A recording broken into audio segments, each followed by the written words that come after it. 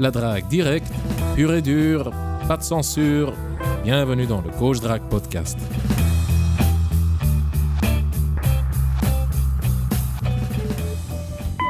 Bonjour Consti, Consti, je suis un homme doux, gentil et honnête et je cherche une femme pour fonder une famille. bonsoir Consti, aide-moi. Chers auditeurs, dans cet épisode du Coach Drague Podcast, Robbie répond via WhatsApp à la question d'Eli. Robbie est toujours à la gare de Varsovie, tout comme dans l'épisode précédent. Et ceci crée une petite ambiance sympa puisque tu entends les bruits de la gare en arrière-plan. Eli va bientôt avoir 18 ans et il se demande comment draguer à l'université. Voici sa question. Salut Robbie, j'ai une question pour toi de la part de Eli. Sa question, la voici. Salut, je ne sais pas si tu es une vraie personne qui peut réellement répondre aux mails, mais j'ai une question. J'ai bientôt 18 ans et je viens de rentrer à l'université. Je voulais savoir s'il était possible de draguer là-bas. Je veux dire que, par exemple, si je me prends plusieurs râteaux, je vais passer pour le mec chelou de l'université qui cherche à draguer tout le monde. L'endroit idéal est sûrement un bar. J'ai été pris pour un con par ma première copine il y a 2 mois. Je ne fais plus vraiment confiance aux filles et j'ai surtout envie de faire plein de nouvelles rencontres, mais pas pour du long terme, car je n'ai plus envie de m'attacher. Merci, je commence à apprendre de tes articles. Reste plus qu'à se lancer, signé Eli. Voilà Robbie, je suis curieux de connaître ta réponse. À très vite. Alors, salut Eli, je profite également toujours d'être à la gare de Varsovie.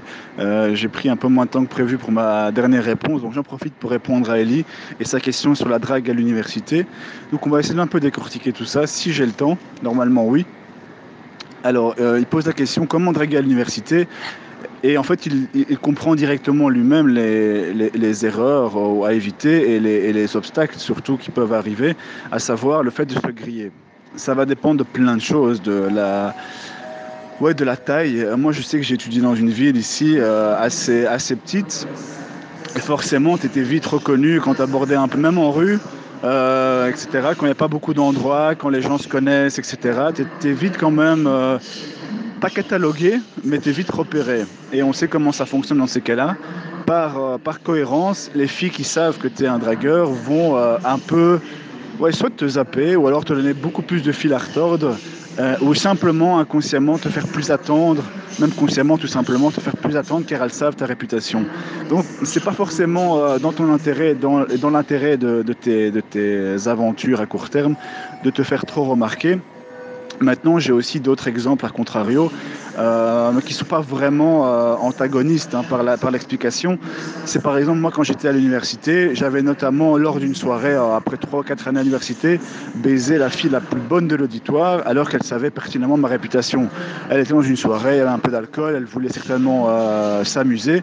Et dans ce cas-là, elle s'est dit, celui-là, c'est peut-être celui qu'il me faut, il a la réputation d'être un petit chaud lapin, donc on va le prendre.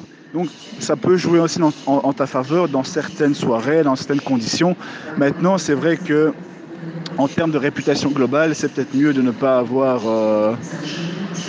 tout simplement de ne pas avoir trop de... Parce que je regarde en même temps, en fait, que je rate pas mon train. C'est pour ça que ma concentration s'est un peu dissipée.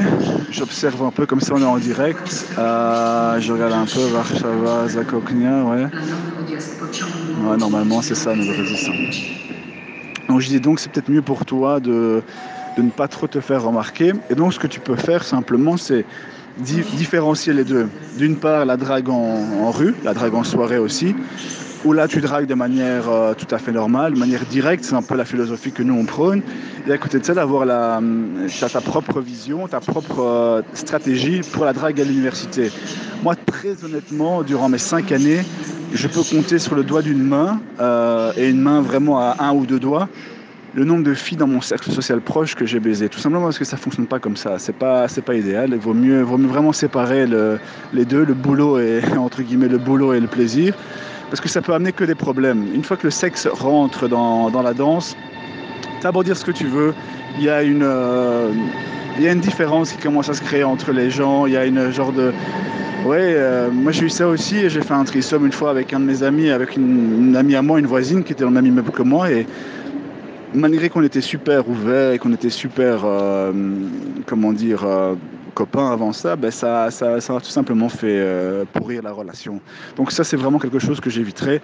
Par contre, j'utiliserai et c'est ce que j'ai fait avec assez de brio à l'époque, c'est d'utiliser forcément ton cercle social et de construire ton cercle social pour t'aider à choper dans des soirées. Ça, c'est tout à fait... Parce que là, t'es pas vu comme un dragueur, t'es juste vu comme un mec sociable. Et ça va te permettre, bien sûr, de choper. À court et à long terme, ça n'a pas vraiment d'importance. Il n'y a pas vraiment de différence dans le game entre un game à court et à long terme. C'est plus comment tu vas... le nombre de fois où tu vas la voir, ton nombre d'investissements, etc., qui vont faire que tu vas te diriger plus vers une relation court terme que relation long terme. Donc ça, il n'y a pas vraiment de différence. Moi, qu'une fille me plaise énormément et que je la veux plus longtemps et qu'elle soit super élevée socialement, que sais-je, ou que ça soit une fille à qui je veux juste simplement passer la nuit et qui a le cerveau et le physique d'une porn star, je pratique de la même manière. Donc ça, il n'y a vraiment pas de différence à ce niveau-là. La seule différence, c'est que j'arriverai à décomposer donc les deux environnements et te servir de l'environnement de l'université pour choper lors des soirées. Et alors, comment faire pour remonter ton cercle social ? Écoute, tout simplement, c'est très très facile. On en a parlé dans plein de podcasts. L'avantage de l'université, comme le fait de travailler dans une même entreprise, c'est qu'il y a une sorte de présélection. Vous êtes dans le même environnement et le risque de rejet est très très bas, voire même inexistant. Et donc les questions les plus simples, les plus basiques, vont permettre de rentrer en contact avec les gens. Ça peut être, c'est ton premier jour, tu viens d'où, peu importe la question, qu'est-ce que tu penses de ce cours-là, etc. Ça n'a vraiment aucune importance puisque les gens sont par nature dans le même environnement, il y a beaucoup moins de méfiance mutuelle. Donc ça, c'est la première chose. Et concernant la drague à côté, donc la drague plus un peu animale, la drague en rue, la drague en soirée, que tu peux faire à côté de ça, là je te renvoie à pas mal de podcasts. J'espère que Consti mettra les liens des différents podcasts dans la description de ce podcast. Mais on en a parlé dans un long podcast qui était en 2 parties sur les différentes phrases d'approche dans les différents environnements. Donc je te renvoie pour le surplus à ces différents podcasts. Donc Consti, si tu m'écoutes, essaye de mettre ça dans la description.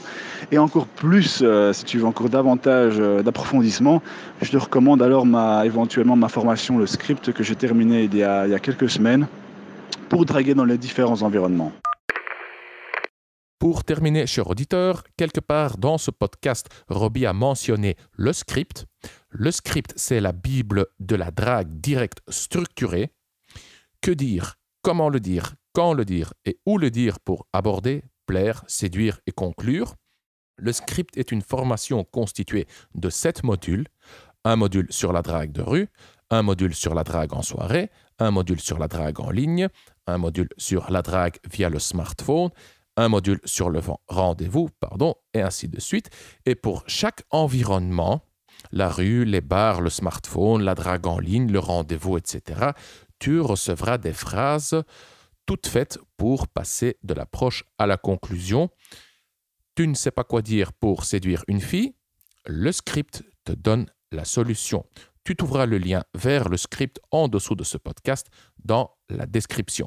Et si tu ne l'as pas encore fait, alors abonne-toi au Coach Drague Podcast. Tu peux t'abonner dans iTunes, par email, sur SoundCloud et YouTube. Tu trouveras les liens pour t'abonner au Coach Drague Podcast en dessous de chaque épisode sur le site du Coach Drague Podcast. L'adresse du site est coachdrague.com/podcast. Je suis Consti de coachdrague.com. Merci d'avoir écouté le Coach Drague Podcast. On se voit dans le prochain épisode. Bonne drague.